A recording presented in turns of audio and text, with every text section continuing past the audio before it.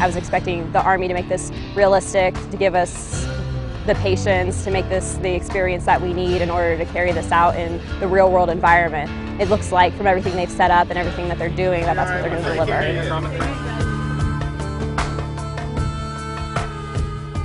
I think if I deploy downrange, the training here will definitely help me understand how to best tie in, where to make the contacts that I need to get my job done appropriately, and just to better serve the patients when the time comes.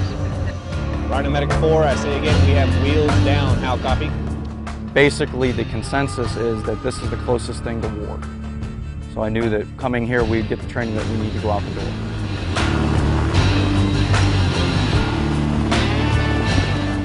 This is my first time at JRTC. I've never been AELT, so this is a good opportunity to learn what the position is and to teach others what we need in aerovac.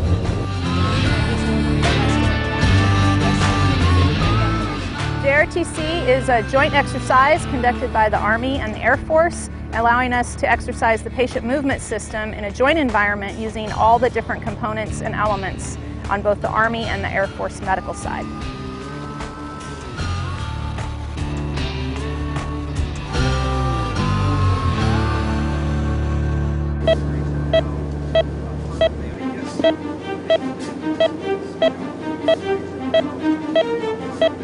This training, this is one of the very few places, very few times when we have all of these components with a joint service, that we can work with the Army medics, the Air Force medics, and sometimes even with the Marine medics to move wounded warriors.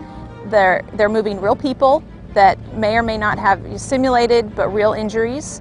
They really have the dressings on them, they really have the moulage, and they've really been all the way through. We also get to work with our coalition partners. So at times, like for this rotation, we'll have the Canadian Air Force here, and our crews will get to work with the Canadian Air Force in their operations center and learn how they do business as well.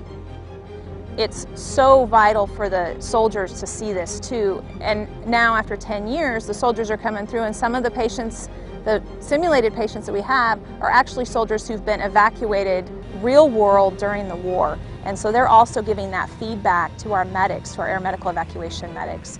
So they're getting their UTC training out of the way, they're getting their clinical training out of the way in a real world environment without being actually deployed. So this is a really good place to learn lessons.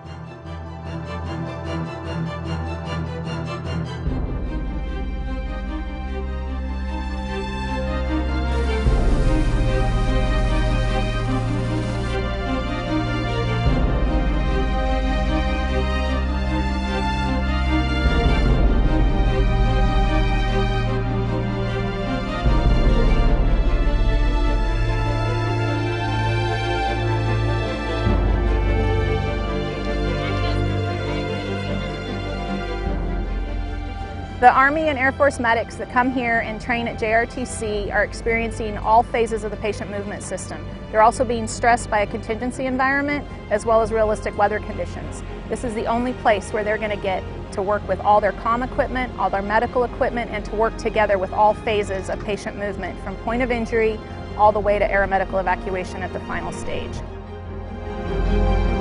Everyone really benefits, but it's really the patient.